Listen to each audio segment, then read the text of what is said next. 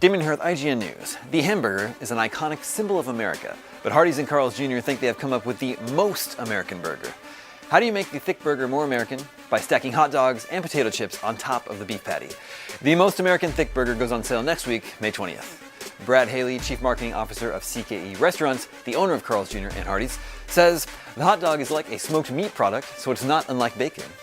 The chips are kettle-cooked Lays, which are thicker and hopefully won't get as soggy as a regular chip would. The most American thick burger will set you back $5.79 on its own or $8.29 in a combo, but you'll be gaining 1,030 calories and 64 grams of fat. For the most American news, stay tuned to IGN. Hey guys, how was your week? Anticipation is high for The Witcher 3, huh? Yep, I know. Just a few more days to go. This week saw some massive gaming news, so let's hop right into it. Here's your top 5.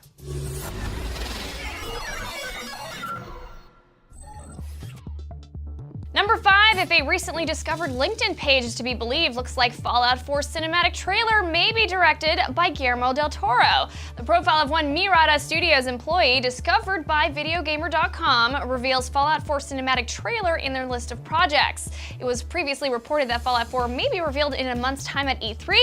Guess we'll find out soon. Number 4, we received the mother load of E3 news on the 3 biggest conferences happening at this year's show. Starting with Nintendo announcing they're holding their first Nintendo World Championships event in 25 years and confirming a Mario Maker playable demo will be at the show and a Nintendo digital event airing June 16th. Followed by Microsoft's conference details. Their presser takes place Monday, June 15th at 9:30 a.m. Pacific time. Finally, Sony's press conference that same day airs 6 p.m. Pacific time at the LA Memorial Sports Arena. So, get your bodies ready for a lot of news, and of course, keep it locked on IGN for everything coming out of the show. Number 3, in a surprise, not so surprising move, Ubisoft announced their new Assassin's Creed game called Assassin's Creed Syndicate. This time we're set to explore London in the 1800s with 2 main playable characters, twins Jacob and Evie Fry. Players can switch freely between the two during gameplay. The game will be single player only this time, and Ubisoft assures us they learned from their past mistakes with Unity. Wonderful.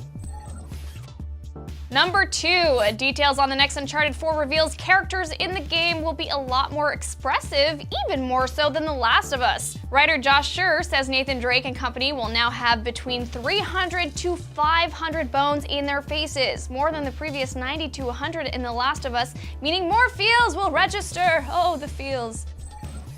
And number 1, The Witcher 3 pre-orders surpassed the 1 million mark this week, and now the Xbox One version is set to feature dynamic scaling. In layman's terms, certain parts of the game will jump from 900p to 1080p. CD Projekt Red said during a gameplay video, they're still fighting for every line of code to bring the 1080p bump to X1 users. I didn't think it'd be possible to be even more excited for this game. Damn. And that's your top 5 gaming news of the week. Be sure to check out the rest of this week's Daily Fix episodes for more news, and see you guys next week. Have a great and wonderful weekend. The breaking news at this hour, an American commando raid aimed at a top ISIS leader. U.S. Special Ops forces executing an operation in Syria. Their target, an ISIS commander who also helped direct the terrorist organization's illicit oil, gas, and financial operations. And ABC's Terry Moran is in London with more on this developing and breaking story. Good morning, Terry.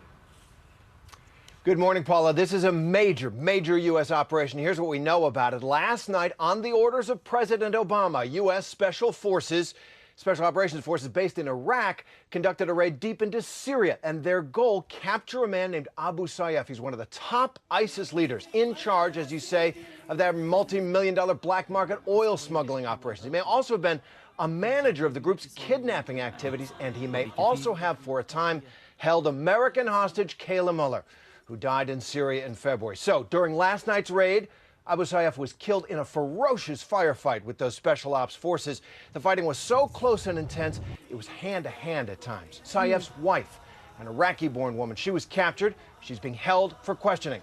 A young Yazidi woman who appears to have been held as a slave by that couple. She was rescued, and she will be reunited with her family, the White House says in a statement. All American personnel returned to base safely. Their Black Hawk and Osprey helicopters that they flew in on, however, they were riddled with bullet holes, we are told. The bottom line, This raid into the heart of ISIS territory seems to have succeeded in striking at the group's top leadership. And with the capture of Abu Sayyaf's wife, it may have garnered a possible windfall for U.S. intelligence on the group's operations. All in all, it sounds like a success, and a much-needed one, against ISIS right now. Dan and Paula? A success and a dramatic raid. Terry Moran in London for us this morning. Terry, thank you.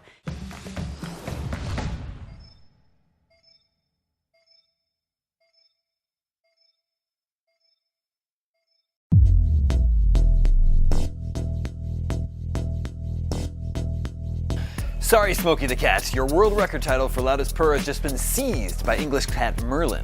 13-year-old Merlin now is the world's loudest purr at nearly 70 decibels. It sounds like this.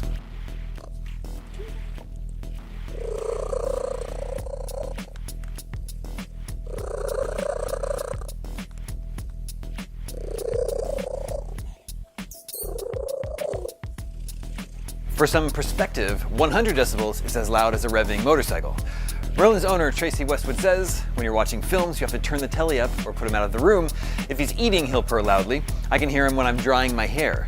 If he's cleaning, it gets louder, and sometimes if the telephone rings, I do get people asking me, what's that noise in the background? For more important cat news, stay tuned to IGN.